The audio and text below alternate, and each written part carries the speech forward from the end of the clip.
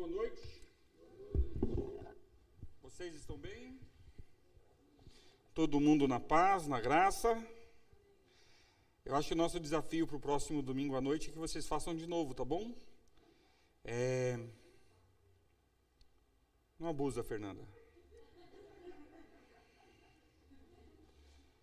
Mas acho que no próximo domingo dá para fazer de novo.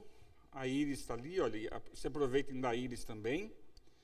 E sem ser nesse próximo domingo, no outro, nesse próximo eu não vou conseguir estar, mas no outro eu vou estar. Eu tenho um desafio para vocês, que vocês façam uma encenação também. Pode ser?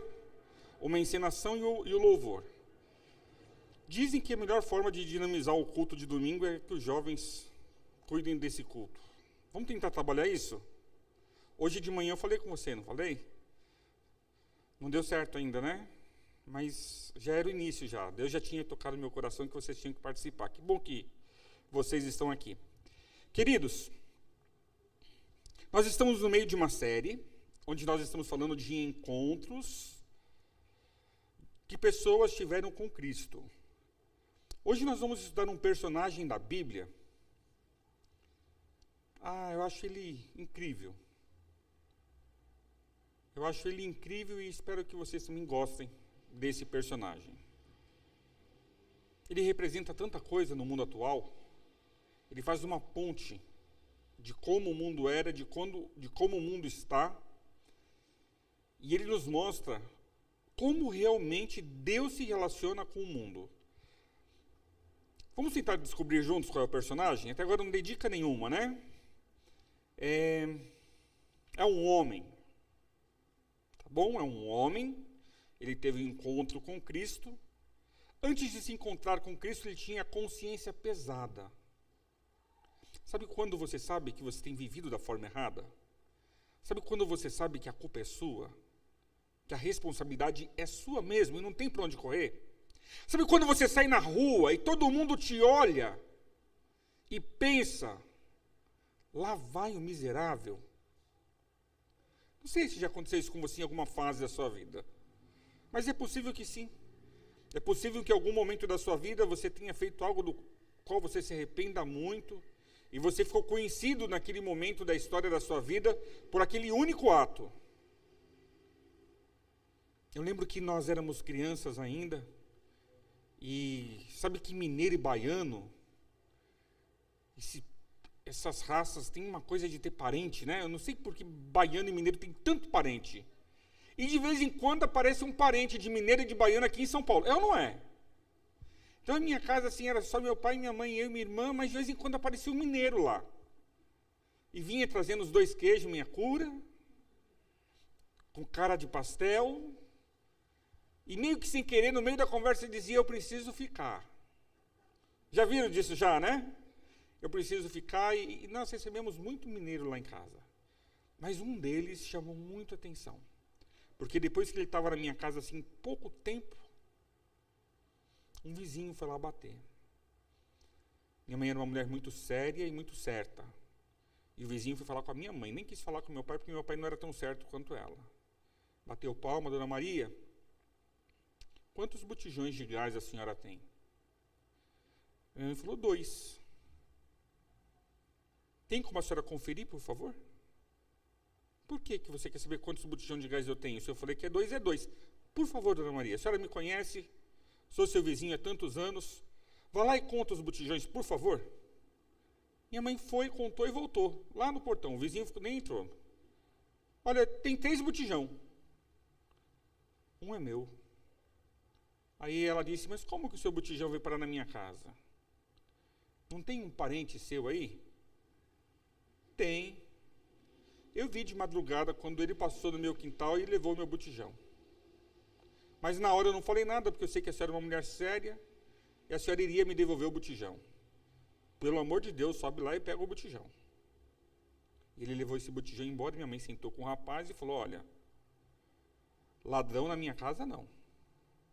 Do mesmo jeito que você veio, você vai voltar.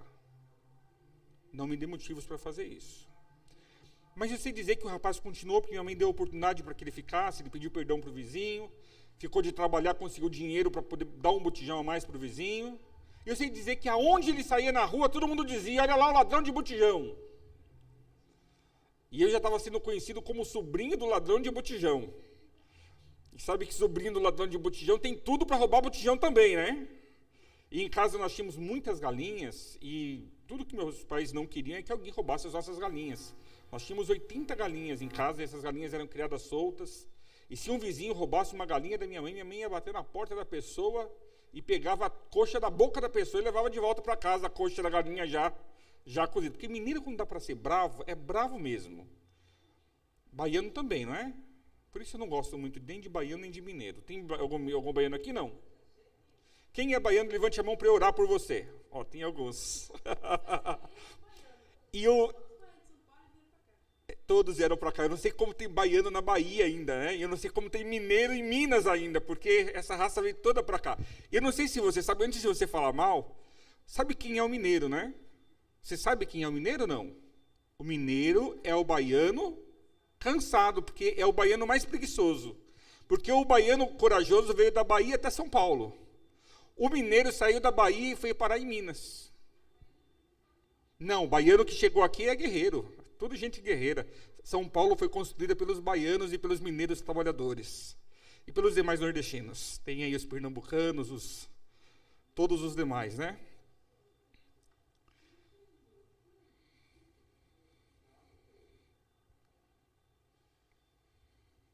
Alguém vai te atender lá, o Marcos vai te atender. E olha que interessante, queridos. Às vezes uma coisa errada que você fez na vida cria um carimbo, fica em você, e aonde você vai o carimbo segue. Já aconteceu com você?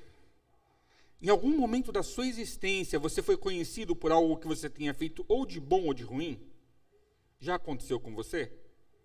Tem um dizer que eu gosto muito dele, que diz assim: fez a fama, deita na cama.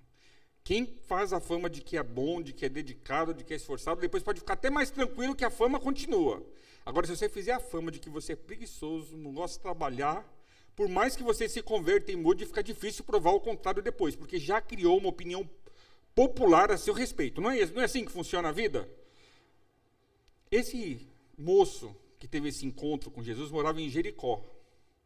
Era odiado. Ninguém gostava dele. Todo mundo, quando ele passava, ele era muito rico. Quando ele passava, diziam, lá vai eu rico, que é rico do meu dinheiro, porque me roubou. De quem eu estou falando? É esse mesmo. A cidade de Jericó era uma cidade muito próspera. Tinha muitas palmeiras plantadas em Jericó, e Jericó mandava para todas as cidades ao redor, além das palmeiras, um outro produto muito valioso, o bálsamo. Você sabe que os judeus eles só eram enterrados após passar uma ou duas demãos de bálsamo no corpo da pessoa. Até hoje utiliza-se a palavra embalsamar para a prática de conservar um cadáver ou morto, ou taxidermia, quando você tem um animal morto e você quer que o animal continue com a mesma aparência. Então, daí vem essa expressão. E o bálsamo era muito caro, e eles ganhavam muito dinheiro com isso. E o cobrador de impostos de Jericó tinha muito dinheiro, porque era uma cidade muito próspera. É tipo São Paulo. São Paulo arrecada muito imposto. E muito do imposto arrecadado em São Paulo beneficia todos os outros estados do nosso país. Não é verdade? Você sabe disso. Abra sua Bíblia comigo. Evangelho de Lucas, capítulo 19. Vamos ler o relato.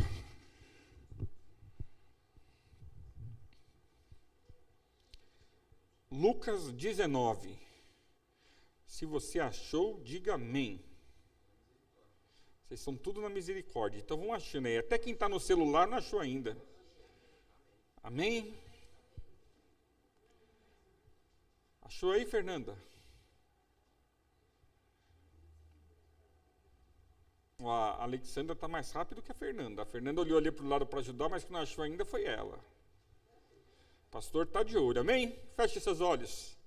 Maravilhoso Deus, a Tua palavra está aberta e nós vamos meditar nela agora, por isso nós buscamos a Tua presença e a Tua bênção sobre as nossas vidas nesse instante. Oramos em nome de Jesus, amém. Entrando em Jericó, Jesus atravessava a cidade, eis que um homem rico chamado Zaqueu, qual era a mesma profissão dele? Outras versões, além de cobrador de impostos, o que mais a Bíblia de vocês fala? Aqui eu tenho uma Bíblia dizendo maioral dos publicanos, eu tenho uma outra Bíblia falando chefe dos publicanos. O que diz a sua irmã fofinha? Principal dos publicanos. Queridos, eu não sei se você já sabia disso. Zaqueu não era um publicano. Zaqueu era o chefe do bagulho todo. Era ele que mandava, era ele que contratava outros cobradores de impostos, que iriam roubar o povo, e do dinheiro que esses roubavam o povo, um pouco sobrava para o Zaqueu. Então ele não roubava numa escala micro, numa escala pequenininha. Ele roubava numa escala macro. Ele tinha acesso e tinha forma de desviar muito dinheiro das pessoas. Continua aqui na leitura bíblica. Chefe dos publicanos. Procurava ver ele quem era Jesus, mas não podia por causa da multidão. Por ser ele de pequena estatura, mais ou menos o tamanho do raio. Então, correndo adiante, subiu num sicômoro, a fim de ver Jesus. Querido, sicômoro é uma árvore. Um homem rico, poderoso, maioral dos publicanos, chefe dos publicanos, trepado numa árvore, feito um moleque. Tudo isso porque ele sabia que por debaixo daquela árvore passaria Jesus. Quem é Jesus? Zaqueu não tem certeza, mas Zaqueu sabe algumas coisas de Jesus. Primeiro, ele sabe que Jesus é especialista em realizar milagres. É ou não é? Pegava um pouco de terra, cuspia na terra, colocava no olho de um e ele passava a ver.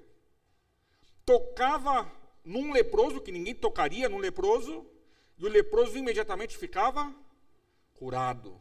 Dava ordem para um paralítico: toma a tua cama e anda.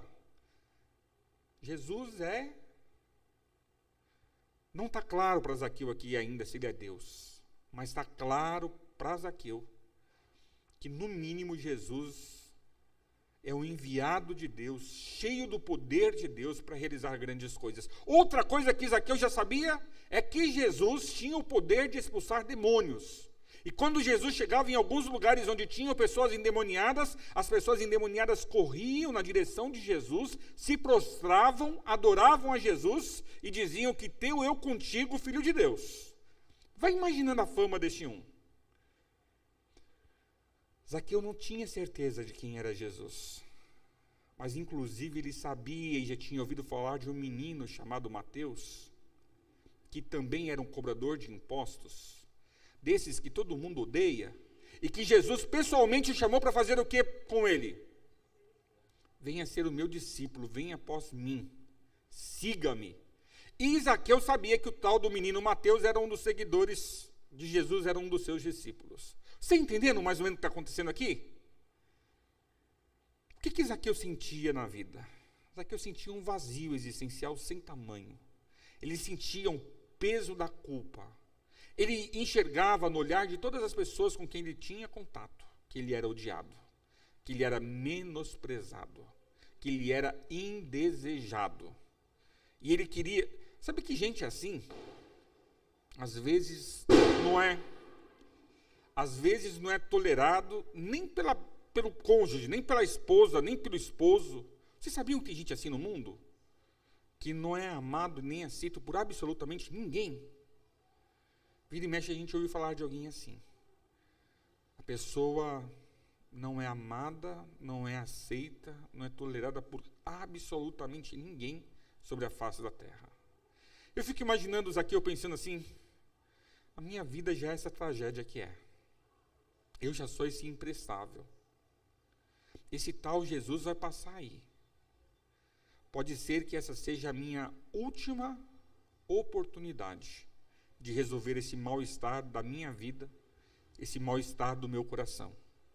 E quando Jesus vinha passando no centro de Jericó, ele não pensou duas vezes. Eu quero ver esse Jesus. O desejo dele não era ser visto por Jesus.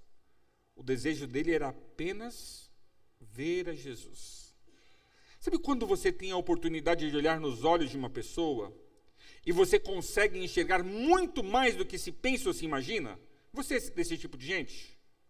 Você é do tipo de gente que, se olhar no olho, você adquire ali naquele único olhar um monte de informações do outro? Eu não sei você, eu sou assim. Se eu tiver a oportunidade de olhar nos olhos de uma pessoa, esse olhar, assim, por mais que seja assim de passada, me traz muito mais informações sobre essa pessoa do que essa pessoa pode imaginar. Às vezes, quase me leva ao limite, ao inalcançável de saber o que a pessoa está pensando. Os pais são assim com os filhos, não são? São tantos anos de convivência, não é assim? Tem algum pai aqui que, quando olha para o filho, sabe o que o filho está pensando? Ou quase sempre está certo? Tem alguém aqui? Ó, aqui 2, mais alguém? Você também sabe? Cida, você que tem um monte de filho, você tem disso com eles ou depois que casa a gente perde, Cida? Quando eles eram mais novos, você conseguia só de olhar para eles e saber o que estava se passando na vida deles, se estava bem, se não estava? Como que era isso? Sim. Aí quando casa, isso fica mais fraco? Então tá bom, eu estou torcendo para ficar mais fraco também, que eu estou cansado de saber o que os meus filhos estão fazendo de errado. Mas o ponto é esse, a gente acaba adquirindo isso. E eu imagino aqui que tudo que Zaqueu queria era olhar nos olhos de Jesus. Ele queria ter a oportunidade de ver aquele que diziam que era tão poderoso. Aquele que parecia ser um profeta, um enviado de Deus. Ele queria ter essa oportunidade. Mas olha o que acontece no texto bíblico. Volta lá para a sua Bíblia. Verso 4. Então, correndo adiante, subiu num sicômoro a fim de ver Jesus, porque ele havia de passar por ali. Quando Jesus chegou àquele lugar, olhando para cima, disse, olha que interessante. Pelo que parece o texto, quem quer ver quem? Zaqueu quer ver Jesus. Só que de agora em diante vai ficar claro que isso não é verdade. A verdade é que Jesus queria ver Zaqueu. O último verso vai deixar isso bem claro. Sabe o que significa a palavra Zaqueu? É o pior nome que a mãe do coitado podia ter dado para ele. Zaqueu significa puro. Puro aonde, né? Se rouba todo mundo. Se é um miserável do chefe dos publicanos, vai ser puro aonde? Às vezes os nomes pregam essas peças, né? Eu me lembro pequenininho. Primeiro eu era magricelo, depois eu já era gordo, mas chamado Hércules era um despropósito. E toda vez que eu pensava com tristeza no meu nome, eu pensava assim, que bom que minha mãe não sabia nada de Bíblia, porque ela achava que o Hércules era do cabelo grande, o esposo da Dalila. Se minha mãe fosse uma conhecedora da Bíblia, eu estava lascado hoje, porque eu ia chamar Sansão. Quem é o novo pastor da igreja? Pastor Sansão Batalha. E eu imagino que ia ter apelidos do tipo Sansão. Ia ser bem complicado, ia ser muito difícil chamar Sansão. Agradeço a Deus porque minha mãe aceitou Jesus só 2 dias antes de morrer e não teve o privilégio de conhecer a Bíblia antes. E eu cresci com ela dizendo assim, não, meu filho, Hércules é um nome bonito, porque é um nome bíblico. E eu não sei se vocês sabem, mas realmente a palavra Hércules aparece na Bíblia, numa versão, aquela versão da Igreja Assembleia, a Arque, Almeida, Revista e Corrigida, aparece o nome Hércules lá no versículo, mas é uma má tradução que eles fazem, não tinha nenhum Hércules nos dias de Israel, não. Mas é interessante o nome, né? Pobrezinho chamava puro, mas de puro ele não tinha nada. E imagina Jesus olhando para cima e dizendo assim, puro? Porque Zaqueu significava puro. Zaqueu, desça depressa, porque hoje, eu não vou ler o que diz na minha Bíblia, eu preciso que você diga o que diz na sua. Porque hoje o quê? Vamos devagar. Me convém ficar hoje em sua casa. Outras versões. Preciso fazer o quê? Ficar na sua casa, na sua despousar, porque eu preciso pousar na sua casa. Outras versões mais, tem mais alguma outra? me hospedar na sua casa, desce depressa por quê?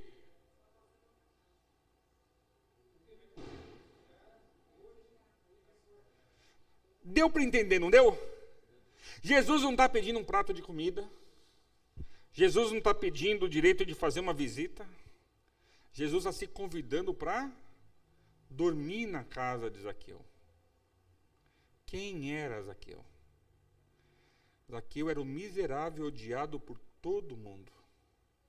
E Jesus, que se dizia ser o Filho de Deus, se oferecendo para ir na casa desse tipo de gente.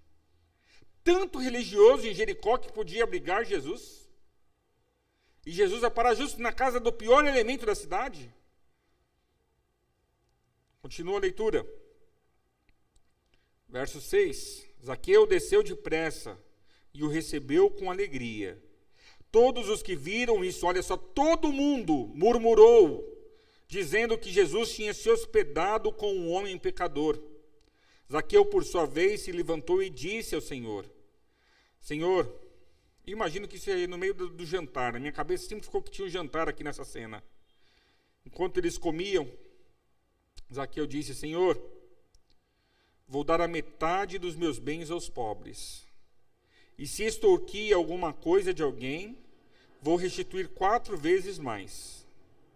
Então Jesus lhe disse: Hoje houve salvação nesta casa, pois também este é filho de Abraão. E o verso 10, que é o mais bonito na minha opinião, porque o Filho do Homem veio fazer o quê? Veio buscar e salvar o que estava perdido. Um encontro, queridos. Um encontro que, quando Zaqueu se preparava para tê-lo, nunca imaginou que o resultado final seria esse. E eu quero dizer para você com isso. Quero dizer para você que você veio aqui hoje à casa do Senhor e é desejo do seu coração ter um encontro com Ele. Mas muito mais do que o seu desejo, é o desejo do Senhor de ter um encontro com você. O mais disposto é o Senhor. E você talvez diga assim: não, comigo não. Talvez Jesus queira ir lá na casa do Zé Azevedo. Talvez Jesus queira ir lá na casa da Fofinha. Talvez Jesus queira, amém, talvez Jesus queira ir lá na casa do Walter. Na minha casa, acho que não. Não, querida, na sua mesma. É contigo que Jesus quer um encontro. É com você que Ele quer ter um particular. E eu vou te dizer uma coisa. Quando você abre as portas da sua vida para que Jesus entre, esse particular sempre vai dar resultados incríveis e maravilhosos. Os resultados de um encontro com Cristo sempre são transformadores. Não sei se você vai restituir os pobres, eu não sei se você vai devolver o dinheiro que você roubou, eu não sei se é somente uma reputação que vai descer por ralo abaixo, eu não sei se vai ser um pecado que de repente não está confessado, que você vai confessar e vai se sentir bem por esse motivo. Eu não sei se você vai ter uma cura física, uma cura emocional. Eu não sei se a depressão que vai ser completamente sanada, ou se você tem um problema físico que Jesus vai tocar a sua vida e após esse toque a cura será plena e será completa. Eu não sei o que vai acontecer, mas eu sei que todas as vezes que temos um encontro vivo e real com Cristo, coisas incríveis acontecem. E Cristo deseja ter esse encontro real com você, que é um miserável de um pecador. Ele não veio para os sãos, Ele veio para os pecadores. E é a mim que Ele está buscando, é a você que Ele está buscando. Você fica preocupado com o grau de responsabilidade que você tem no processo, mas Jesus não está olhando para isso. Foi ontem. Não, foi quarta-feira passada. Quarta-feira passada eu tive uma experiência indesejada. Eu estava indo para a igreja, e eu estava indo para a igreja meio tarde, estava assim com pouco tempo para chegar na igreja. Eu preguei na igreja da Vila Clara, e quando eu saí da minha casa eu coloquei no Waze e pensei assim, a Marginal passou a semana todinha com obras, e eu pensei assim, saindo de casa, estava em cima do laço, pensei comigo: Waze, me arrume um caminho que eu vá chegar na igreja pelo menos 15 minutos antes. Eu pedi em pensamento, quase uma oração, não para o Waze, para Deus. quando eu coloquei, eu fui seguindo ele. Ele me mandou sair da minha casa, passei lá no bairro da Pedreira, que é onde eu já fui pastor da igreja da Pedreira. Eu falei, nossa, que estranho esse caminho. E daqui a pouco eu estava lá na igreja do Jardim Selma, onde eu fui pastor também. E daqui a pouco eu estava passando numa comunidade onde eu fiquei quando eu fui sequestrado. Eu sofri um sequestro relâmpago um tempo atrás, que o ladrão achou que eu tinha dinheiro, mas o coitado depois descobriu que eu não tinha dinheiro nenhum, quase teve que me dar um dinheiro para me deixar menos triste. Mas como ele não conseguiu dinheiro nenhum meu, ele não me deu nada também. Mas passei ali 4 horas difíceis, ameaça de morte, vou te matar, vou te matar, vou te matar. E eu passei por aquele lugar, bem no lugar onde o meu carro havia ficado. E quando eu passei naquele lugar, eu pensei assim, o que eu estou fazendo aqui? Sabe quando você tem assim uma sensação ruim? Aí eu passei na porta do beco da comunidade que dava acesso ao lugar onde eu fiquei, na mão dos bandidos por 4 horas. E eu pensei assim, que vontade de descer do carro aqui e construir um altar aqui. Porque nesse lugar o Senhor me abençoou. Nesse lugar o Senhor me deu uma nova oportunidade. E meu coração pensou assim, aqui é o lugar para você ficar ansioso e nervoso porque você está passando aqui? Eu falei, não. Aqui é o lugar para eu ter gratidão ao Senhor, porque neste lugar o Senhor cuidou de mim mais uma vez e minha vida foi poupada nesse lugar. Teve um momento que o ladrão ficou assim um pouco nervoso e deixou a arma cair no chão. E a arma caiu no chão virada para mim. Imagina se a porcaria da arma ainda me mata sem querer, né? Olha que situação. Aí eu briguei com o bandido, mandei ele colocar a arma na janela e ele me obedeceu. Eu falei, você não tem capacidade para cuidar dessa arma. Deixa a arma na janela, eu fico aqui nesse outro canto, está longe de mim, vai dar mais certo lá. Porque se você quer me matar, mata logo. Agora, morrer por acidente, porque você é incapaz de manusear uma arma, isso não vai acontecer comigo, não. E ele me obedeceu, era um menino novo, deixou a arma lá e eu passei 2 horas falando de Jesus para ele, dizendo que você tem que se entregar a Jesus e mudar a sua vida, rapaz. Para com esse negócio de achar que você vai assaltar e vai viver melhor do que se você estudar e se esforçar e for atrás da vida de uma forma digna. Passei 2 horas fazendo isso. Mas naquele lugar eu passei por ali e fiquei pensando nisso, né? E por que eu dei essa volta tão grande? Agora até eu fiquei na dúvida. Obrigado. E aí eu passei por aquela situação, e ali eu pensei, em lugar de descer, construir um altar em gratidão a Deus, não é lugar para eu sentir nenhum tipo de tristeza ou nenhum tipo de pesar. Isso eu lembro também, mas eu não lembro qual era o meu propósito, onde eu queria chegar no final. Eu queria chegar na igreja a tempo, e aí deu essa bagunça, eu passei por aquele lugar. Eu falei para minha esposa assim hoje, né? A gente estava vindo para cá, a gente entrou no elevador, eu falei assim, Érica, eu estou muito esquecido. Será que já é o começo do Alzheimer? Aí ela disse assim para mim, acho que não, você ainda está novo para começar a ter Alzheimer. Eu falei assim, mas e se eu esquecer de tudo, esquecer até quem eu sou, quem é você? Ela não falou nada, então acho que não se preocupou muito com isso não. Mas o ponto, queridos, deixa eu ficar mais perto de vocês, que isso vai me dar capacidade de me lembrar exatamente o que acontece. O ponto aqui é que, ao longo de toda a nossa vida, nós achamos que nós é que temos que buscar a Jesus, nós é que precisamos de Jesus, nós é que devemos ir ao encontro dele, quando na verdade é ele que está nos procurando, é ele que conhece o nosso nome, ele que sabe aonde nós estamos. E o maior desejo do Senhor Jesus é que, independente do que esteja acontecendo na nossa vida, por mais falhos, miseráveis e pecadores que sejamos, o maior desejo dele é que nós possamos buscá-lo da forma como nós estamos. Nessa noite nós vamos terminar o culto, porque tem 3 minutos para acabar, mas eu quero fazer uma pergunta para você. Se hoje você tivesse um encontro com o Senhor Jesus, sabendo que ele é o Filho de Deus, sabendo que ele é o teu Salvador, como seria esse encontro? Como seria esse encontro? É possível que você pense assim, não, acho que Jesus me apontaria, lembrei de tudo.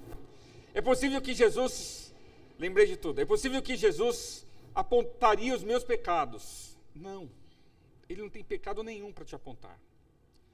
Quando aconteceu tudo isso, eu passei por esse lugar, tive todos esses sentimentos, sentimento de gratidão. Eu vim conversando com Deus e falei assim para ele, falei, Senhor, eu acho que eu cheguei num nível diferente da minha experiência contigo. E continuei falando. Eu falei assim, hoje, o senhor sabe que eu não faço mais questão de ser salvo? Eu não sei se você já passou por isso. Preste atenção no que eu vou te falar.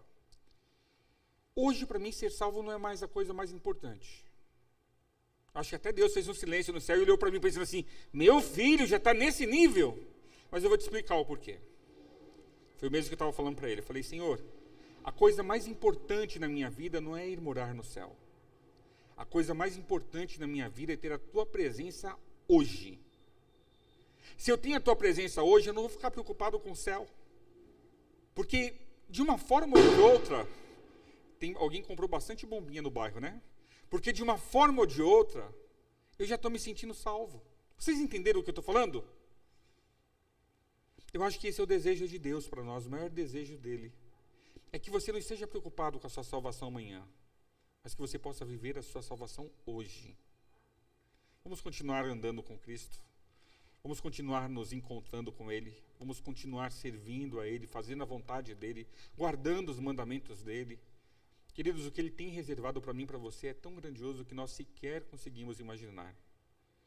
Que Deus nos abençoe. Feche os seus olhos, eu quero orar com você. Senhor, muito obrigado, porque no final eu consegui me lembrar de qual era o propósito daquilo que eu comecei a contar alguns minutos atrás. Também quero te agradecer muito pela vida do Zaqueu. Ele era a pessoa menos provável que o Senhor quisesse dormir na casa dele. Mas o Senhor não somente foi dormir na casa dele, jantou com ele e transformou para sempre a vida e a existência daquele homem. A gente conhece pela tradição que pouco tempo depois ele foi morto pelo teu nome, pelo teu reino.